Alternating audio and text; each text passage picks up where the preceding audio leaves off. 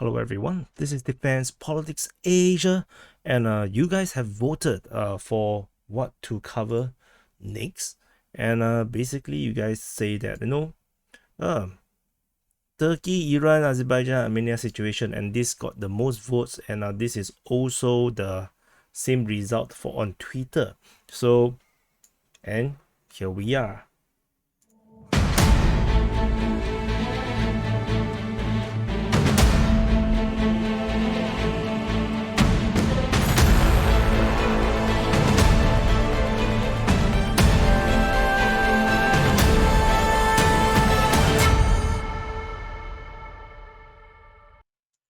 So, all the crazy things that all happened, you have been hearing, and it's very confusing, right? It all starts from 31st of August, or maybe not exactly 31st of August, but is 31st of August. So, Armenia made an official protest of sorts against the Russian Foreign Ministry. Because the Russian Foreign Ministry says that, Armenia actually have already recognized the Nagorno-Karabakh as part of Azerbaijan on October 2022. And basically, the Armenians say that no, that's not the case. They say that it was never a territorial dispute, between Armenia and Azerbaijan. It's always about the rights and security of the people of Nagorno-Karabakh somehow. And basically say a lot of the different things, and pretty much not important until they say that no, Russia did not care about Armenia's position. And it shows absolute indifference to the aggression against the sovereign territory of the Republic of Armenia. And basically, when you go back, you tune back to May 2022, this is one of the later ones. The Prime Minister of Armenia, Nikol Pashinian, he actually told a press conference that, any recognition of Nagorno-Karabakh as part of Azerbaijan would be dependent on the guaranteeing of the rights and security of the ethnic Armenians in the mountainous region. What does this mean? This means that Armenia actually recognized Nagorno-Karabakh as part of Azerbaijan. Because he literally just said that, So how else are you going to interpret this? This comes after he met the Azerbaijan president in Brussels, under the invitation of European Union. So it was really a positive sign, because Armenia seems to be ready to recognize Nagorno-Karabakh as part of Azerbaijan, and it's just mainly about the security of the Armenian people that are living within this region, which is pretty mountainous. It's a super mountainous region, and so it looks pretty positive, right? And the Russian president himself, in just yesterday, he just simply said that no, Armenia have already recognized Nagorno-Karabakh as part of Azerbaijan. So, what's the problem now? He don't know what is the problem. Putin basically said that, there's no problem. What's the problem right now? So, but they say this is the key problem, the key component of the whole problem. The status of Karabakh is determined by Armenia themselves. That means he's trying to say that, now there is no dispute, but Armenia basically decide whatever they want about Karabakh. Putin said that he offered their own settlement options, which is very well known. So Armenia controls 7 districts around Nagorno-Karabakh, and Russia's suggestion was that 2 of the districts will remain under Armenian control, but the Armenians do not agree. So he said that the Karabakh status, is not an issue at all. So there's this Nagorno-Karabakh, because the whole world, even when I read the media, I also get sucked into this, Karabakh Nagorno, status is unclear. Apparently, it's not unclear at all. It's very clear. It's under Azerbaijan, and he said that the division about the Nagorno-Karabakh is purely an Armenian leadership issue. It's their division. And you may not agree. I know. You may not agree. Later you will agree with me. So going back into the history, about between Armenia and Azerbaijan, especially if you guys are not so familiar with it, just like me, I'm not very familiar with it. So let me share with you after I read about it. So there is this article by Reuters, which is actually republished by the Straits Times, which is a Singapore newspaper. So they actually have a quick rundown about what is the differences between Armenia and Azerbaijan. So after Soviet Union crumbled, as these two states are part of the Soviet Union, a big war erupted between these two states. This is also now known as the First Karabakh War.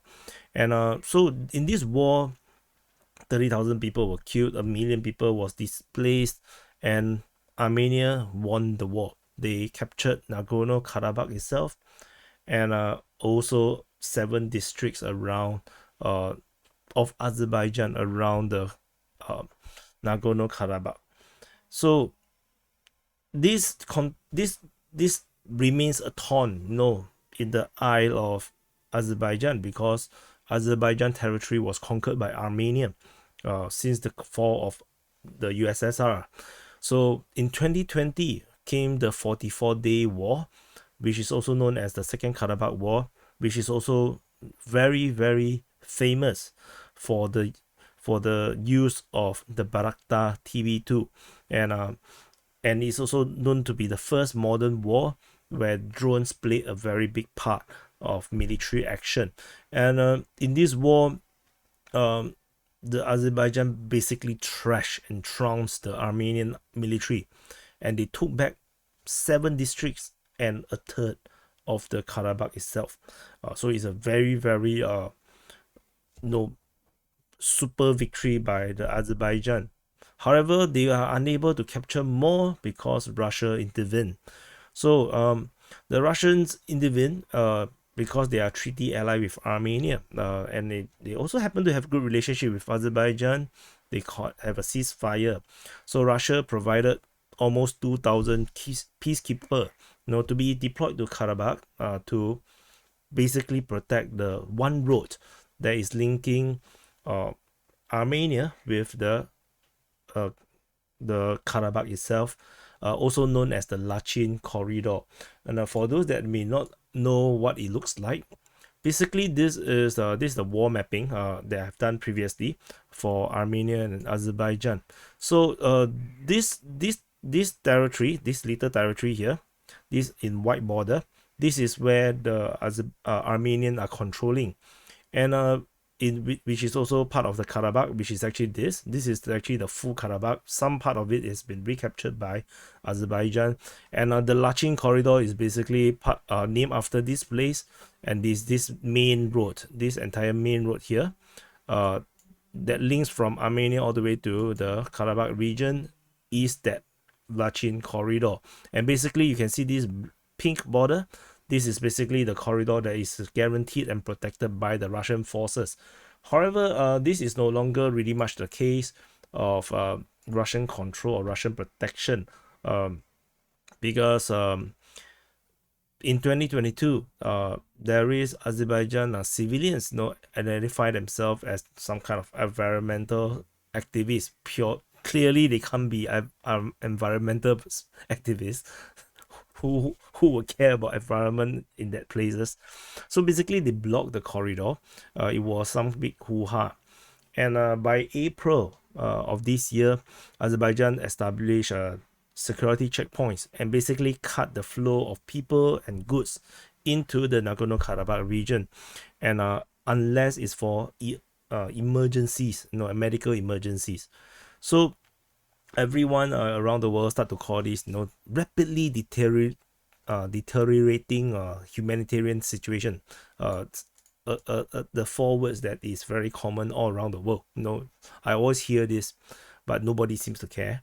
And so Azerbaijan basically say that this is used to prevent the road to be used to smuggle weapons. And however, it does seem like precursor to more things to happen. So the by the 6th of September, Azerbaijan actually talk about something called a Plan B while they were talking about the Zangezur corridor. So what is the Zangezur corridor? This is another thing that you need to know between Armenia and Azerbaijan. So if you look at the Armenian map, so I think I should go back to this one. Whoops. Should go back to this one. So if you look at this map, Azerbaijan is actually cut in two. You see this small little box here, this territory here, south of Armenia. This is also part of Azerbaijan. This is actually another place of Azerbaijan.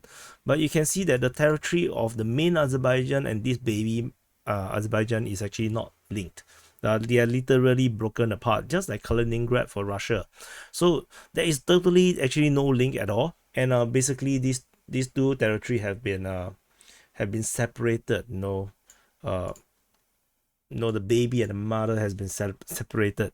So basically that is the main issue, and they have been negotiating to have this Zangezur corridor in order to link the east and the western part of Azerbaijan, and this has been actually agreed by Armenia as well.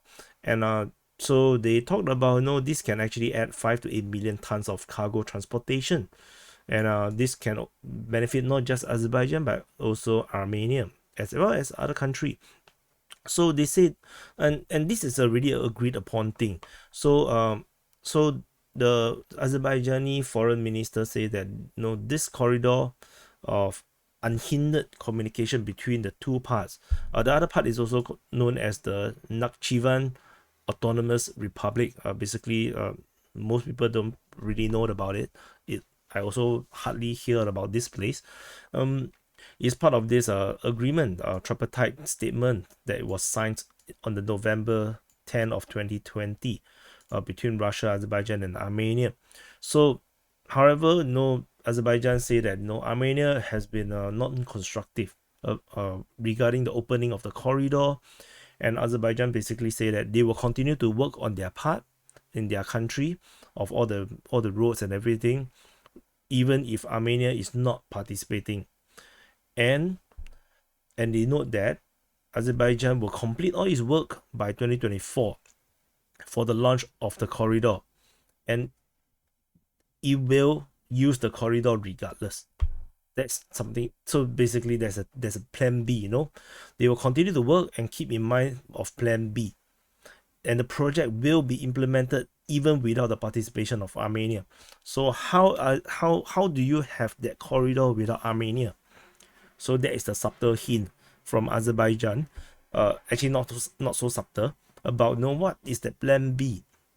So they will go to war essentially to capture this entire area between the two parts of Azerbaijan, and that's basically the plan B.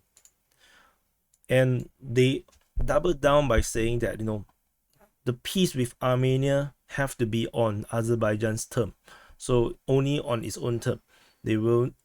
And this own term is based on the norm of international law. So he said that this hostility must remain behind, and they have to start a new era together. But he continued to accuse Armenia of provocations on the ground, and also of course the Armenian units and troops that is inside Nagorno-Karabakh that continues to be deployed within this region tentatively and or permanently, and they are funded, as he said, is funded by Armenia.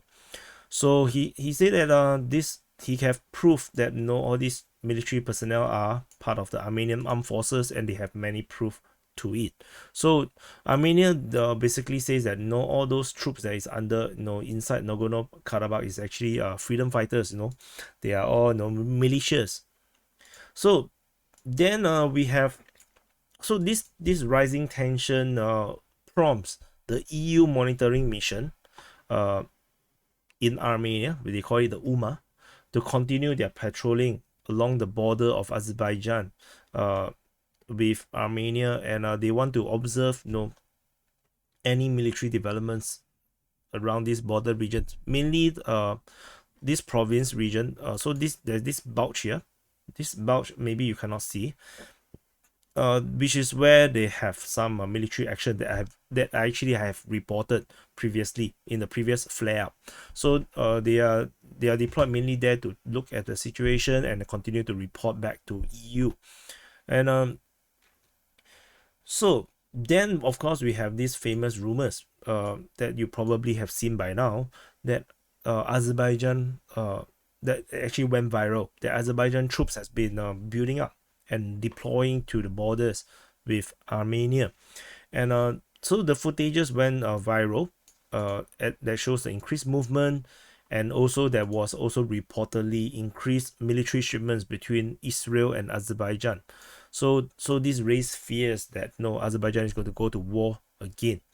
And so the Prime Minister of Armenia actually also highlight that the military and political situation in their region is now significantly aggravated. And they say that the Azerbaijani press and propaganda is now increasing and intensifying the anti-Armenian hatred.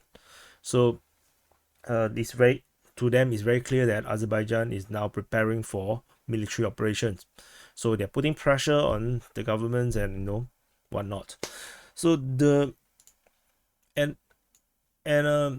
however, on the Azerbaijan side, they say that the Ukrainians are not the Ukrainians, the Armenians are increasing provocations. So they say that the units of the Armenian armed forces and the separatist forces, where the Russian peacekeepers contingent are stationed, has increased. And they say this. He said this when he was in a meeting with the Iranians, and he said that there is a number of provocations by these people, and but these provocations were stopped by the Azerbaijani forces. And so this rising tension prompts the Prime Minister of Armenia, Pashinian, to express that he's ready to hold urgent discussion with Azerbaijan, and to reduce the tension. He said this to Macron when he was meeting Macron. So he said that no, we will have urgent discussion, urgent meeting with the president of Azerbaijan. Then Azerbaijan basically just come out and say, nope, we did not hear anything from Armenia about any urgent talks. So they basically there's an immediate counter. So then eventually there was this deal.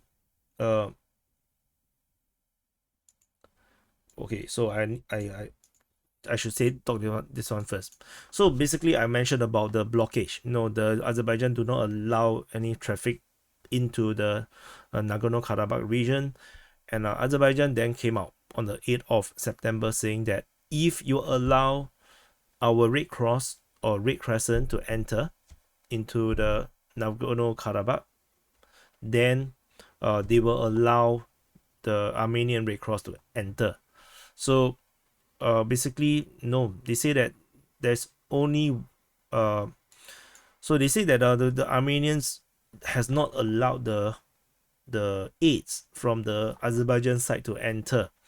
So basically, Azerbaijan is stopping the movement on their side that they have control, with the excuse of preventing weapon smuggling. So now the Azerbaijan say that if you let us in, we will let you in. So there is another road. So the other road is on the other side, on the opposite side. And so if they agree, then they agree. And they agree. So very fast. They agree to let the shipments go in. And so this is actually first reported by the Armenian state press, and then it was confirmed by Azerbaijan that they are now allowed to they have allowed access of the Russian goods through the town of Eskaran. So Eskaran is actually here. This is Eskaran, And just off Ascaran, around this region here, this is actually already Azerbaijan control. So the entire area here, this is actually the front line. As you can see, there's trenches all over this place. This is basically World War One territory, no man's land, this entire area. And from this no man's land, there are roads that leads through all the way to Ascaran, which is the first major town within the Karabakh region. And yeah, so it is pretty amazing. But no, it looks like a very positive move forward. Then we have a very negative move backwards. So Karabakh basically have an election, and they have elected a new president for the Nagorno-Karabakh region under the Armenian umbrella. And so they elected this guy. This is the best photo that they have of him, which is weird for this day and age. It's very blur. Basically, his name is Sambel Sharamaniam. Sounds like a Indian name.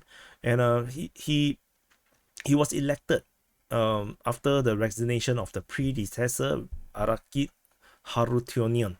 So the latter actually resigned because he said that no, he is a bad leader. He cannot deal with the severe humanitarian crisis. And so he was elected with the main party, the Free Fatherland Party, and 3 other opposition groups. And yeah, there's some internal politics about another candidate got disqualified for not being in the region for 10 years, part of the United Fatherland. So yeah, but it's not important. Nobody cares about the politics within this region. And this election is so badly received all around the world that you cannot even believe how badly it was received. Turkey statement on the presidential election in Artsakh, which is the name for, which is Karabakh, Nagorno-Karabakh, but the name Artsakh is actually Republic of Artsakh, which is actually Armenia's version, the name version of the Nagorno-Karabakh. So basically, he said that holding election in territory controlled by illegitimate Armenian forces in the Karabakh region of Azerbaijan is an attempt to unilaterally legitimize the situation in the region, contrary to the international law. So Turkey condemns the election at a time where Azerbaijan and Armenia is trying to continue peace negotiations. So Turkey condemns this election. And if they say that this violates the sovereignty and territorial integrity of Azerbaijan. So Turkey also add on to call on UN and international organizations not to recognize the presidential election in the Republic of Artsakh. So, shocking statement? Not really, because Turkey sells arms to Azerbaijan, right? So no, Turkey is pretty nice with Azerbaijan, but Erdogan is really pissed. At the end of G20, Erdogan say that I will have a telephone conversation tomorrow with Mr. Pashinian. What is done in Karabakh is not appropriate. We cannot accept this. This is the stand of Turkey. Very, very fierce. Then we have the Organization of Turkic States. This organization of Turkic States basically also condemned this election. He said that this is an illegal regime created by Armenia on the territory of Azerbaijan. They say that this is a provocation act, severe breach of international law, undermine peace and stability, and they want it to be reintegrated back into Azerbaijan. The Secretary General of this Organization of Turkic States reiterates that Karabakh region is part of Azerbaijan and the Turkic world, and they call to refrain any action that can impede the normalization process. And you thought this, so you may not know of this organization, the Organization of Turkic States. Who are they? Most of us probably will not know. But it is a few countries, all with a similar culture and heritage. Then, of course, I think you probably know this one, the Organization of Islamic Cooperation. So the OIC declares it does not recognize the Artsakh re-elections as well. So they say the so-called elections in the internationally recognized Karabakh region of Azerbaijan, where the Russian peacekeeper are, is a new manifestation of unilateral attempts to legitimize the current situation in the region. It's a gross violation of international law, and the General Secretariat of the OIC considered this election held at the time does harms the negotiation, and it does not recognize these elections and the violation of Azerbaijan's sovereignty and territorial integrity. So basically, these words looks very similar to the one said by Turkey. So I wonder if Turkey have a hand in this. Then guess who is next to disagree with the election? United States. No, can you believe it? United States. So the State Department spokesman say that the US does not recognize Karabakh as an independent sovereign state, so they could not recognize the result of the so-called presidential election that was announced. So US strongly support the efforts by Armenia and Azerbaijan to resolve outstanding issues through direct dialogue. And guess who's next? So it's Blinken. So Blinken also say that they need to talk. Basically, the entire thing here is basically you can copy and paste from Sudan, from Gabon, from Niger. Is basically more or less the same thing. So no need to read. Then United Nations. United Nations urged Armenia to respect territorial integrity of Azerbaijan. Can you believe that? So the UN Security Council's resolution and affirmation of the sovereignty and territorial integrity of Azerbaijan and call for their full respect, according to the spokesman for the Secretary General. So even the UN, can you believe it? Even the UN condemns this election. There is no support for Armenia. Everybody, even Putin, like I mentioned much earlier in the video, Russia's position is also that the Nagorno-Karabakh is part of Azerbaijan. But Armenia say Azerbaijan is massing troops and equipment on the border. It's critical. Oh my god, accumulation of Azerbaijani troops and equipment at the border. If the deputy defense minister is pissed off. He don't want to talk about it. So he said that Armenia is taking steps within its power not to destabilize the situation and not to have any negative impact on the overall situation. He said that there is always a risk of escalation. It must take steps not to make this develop into a major military operation. So yeah, so the action they took is to exercise with the US troops. So they held the Eager Partners 2023 military exercise from the 11th to the 20th.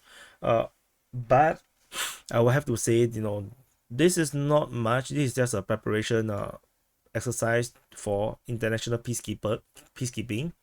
And it's not a big force. It's a very small exercise. 85 US soldiers with 175 Armenians. So this includes the Kansas National Guards. And they have been training with Armenia for a long time. They will be only armed with rifles. There's no tanks. So, but Russia, don't really like it. They say that they will be watching closely. And so Dmitry Peskov, the Kremlin spokesman, says that it's a cause for concern. We will analyze this news and monitor the situation. So, and this these things that is happening around Azerbaijan and Armenia really makes Iran really don't like it. Iran, there's this Iran MP. He's a member of the Iranian parliament of the National Security Committee. He warned that Azerbaijan that don't change the border between Iran and Armenia. So this actually reflects back on this corridor that Azerbaijan have a plan B for, and Iran basically don't like it. They don't like that Azerbaijan have a plan B. He said that this is actually a Israeli plan. This is a plot by Israel. He said that Azerbaijan must understand that this will bring out Iran's sensitivity because altering the Iran's border with its neighbor is an Israeli plan. So he said Iran will not tolerate interference by foreign forces in Karabakh. But somehow this suddenly he talked about Karabakh. So anyway, and he said that the Azerbaijan must realize that Israel and US is not the real supporter of Azerbaijan. So very, very interesting. So what does the Iranians do? Rumors says that Iran deployed massive forces to the border of Azerbaijan and Armenia. And however, that's the rumor. We have video footages claiming that's the case. And however, Iran foreign affairs basically says that no. We are talking to both sides. We are monitoring and make sure that the Iran borders are safe. And he say that Azerbaijan's however Armenia saying that this deployment of Azerbaijan troops ahead of winter are going to be military. Iran basically said that we will secure our borders. And then the general from Iran basically refutes that Iran have deployed troops at the border with Azerbaijan. The Brigadier General Mohammad Ahadi, this guy, he is the Deputy Chief of Staff for the International Cooperation, made a statement.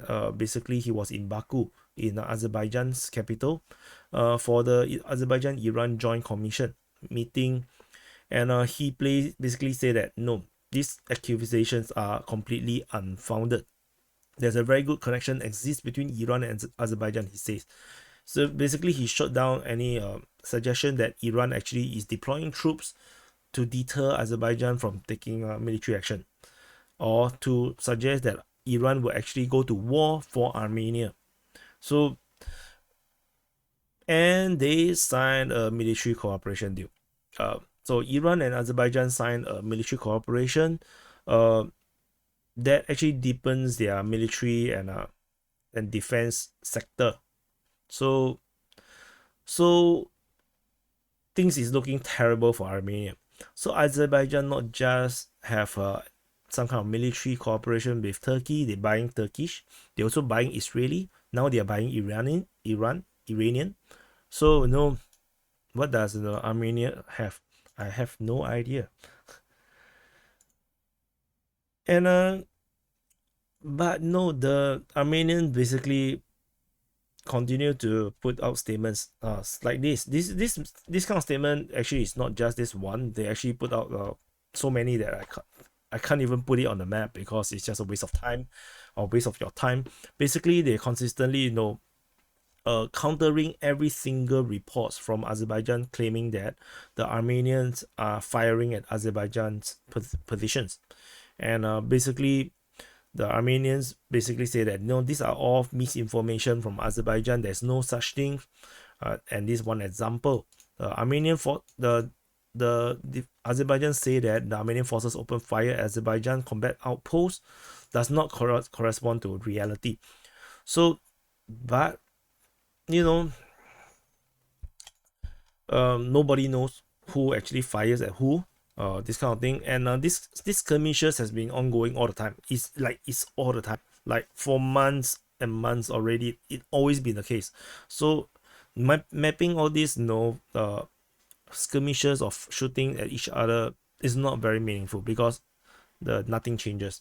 These things happen all the time, and actually soldiers die from all these skirmishes, like on both sides. People die. So it's not a joke, but at the same time it's really meaningless. And so up to this point, what do you think? Who is on the right, who is on the wrong? Is the Azerbaijani more of a good guy or more of the bad guy? Or is it the Armenians more of the good guy or more of the bad guy? Azerbaijan Foreign Affairs Ministry basically claim that Armenia is doing hybrid warfare. It's very similar to what Ukraine seems to be doing, even before the war started in Ukraine. Armenia is doing this smear campaign against Azerbaijan, according to the Azerbaijani Foreign Ministry. by making false allegations, false and unjustified allegations against the presence of a blockade or a humanitarian crisis in the region. So, although there seems to really to be a blockade and there may be some kind of humanitarian crisis, but he said that this is Armenia taking opportunities to take advantage of any and all opportunities for abuse by some countries and international organizations. So Azerbaijan is saying that there are foreign actors and NGOs that is using this as an excuse to condemn Azerbaijan. And so they claim that Armenia is typical of this nation, always have been doing this for 30 years, faking negotiations, breaking agreements, avoiding obligations through all sort of things, and also doing provocations, political or military. So this is Azerbaijan's position, and this is actually very consistent. If you actually look at Azerbaijan's view of Armenia, this is basically what they always think about Armenia. They view that Armenia is actually always lying, they are not trustworthy, and they cannot be trusted. So and no, Armenia is not doing themselves the favor, like I talked about right in the beginning of the video, where they actually have already acknowledged the place is part of Azerbaijan. But they are the people, and they are just militarizing the place, using the people as the excuse, which they could have just absorbed into Armenia itself if they think that they really want to care about the people. And I will say the same thing for Russia and Ukraine as well. They could have just take the people, but they have to fight for the land somehow. So anyway, so I will leave you with this. Kim Kardashian is part of this game as well. Kim Kardashian asked Biden to stop the Armenian persecution. And so talk about global disinformation or whatnot. I do not know. Maybe Kim have a good point. Maybe she's right. Maybe I'm wrong. Maybe I don't know, because I actually also don't know what to think. I also only do all this research that I'm telling you now. But the whole world condemns Armenia for militarizing or still staying within Nagorno-Karabakh. And of course, we have Kim Kardashian, saying that she is Armenian along with Dr. Eric Azerian, which is a filmmaker and physician. We are all Armenians. We are all descendants of Armenian genocides. They do not want to be talking about recognition or commemoration of another genocide in the future. So he said that the Azerbaijan government is using starvation as a weapon against Armenian population through the blockade of Upper Karabakh, which I then come back to the same point. Migrate. Just migrate. But of course, they will say that that's ancestral land, but cannot be, right? Because at the same time, you say that is part of Azerbaijan. So yeah, there's no win over here. And so Kim Kardashian basically tell Biden to say something. I think Biden in fact actually did address it, and it makes Kim very happy. So Kim also did try to make Obama say something, to use the word genocide to describe the 1.5 million Armenians killed by the Turkish, which is the Ottoman. And then in 2020, he also pushed for Trump to have a diplomatic response to Azerbaijan's initial invasion of Upper Karabakh. And yeah, so Kim Kardashian is very Armenian, and I don't know enough about Armenian. I do seem to have understanding that there is a huge diaspora of Armenians in United States.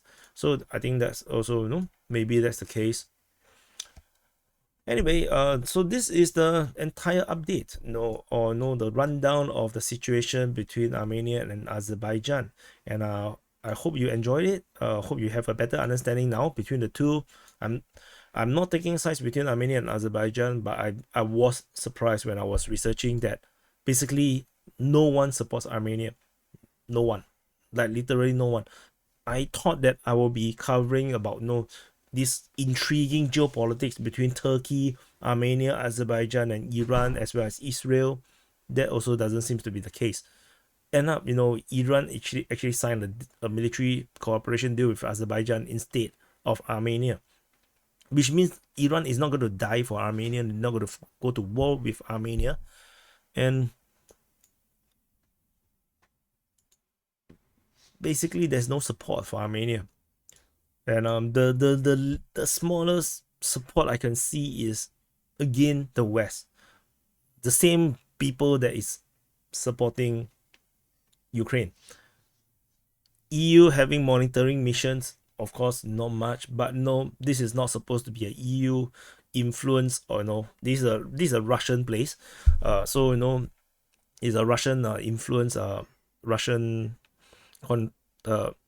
influence, place. Then, and of course, EU do not have a strong presence. They are there because Russia is not doing what Armenia wants, and United States, trying to be funny, have this military exercise in Armenia. No, maybe, but that maybe can be scheduled long time ago, maybe. But Armenia don't have much support. Even United States official statement suggests that they do not recognize Karabakh government. So yeah, so hope you like it. Do press the like button, subscribe. Let me know in the comments what you think about this entire situation. And by the look of it, honestly, it doesn't look like it's going to go to war. Because there's no tension. The tension at the end of it looks really artificial. I was expecting real tension, but it doesn't look like a real tension to me right now. After going through all this research, so yeah, press the like button, subscribe. Especially if you're not subscribed to this channel, and you really want me to. You want me to cover more of this kind of geopolitical stuff all around the world, or you're subscribed, do press the like button. If you're not subscribed, subscribe and press the like button. And I'll see you guys in the next update.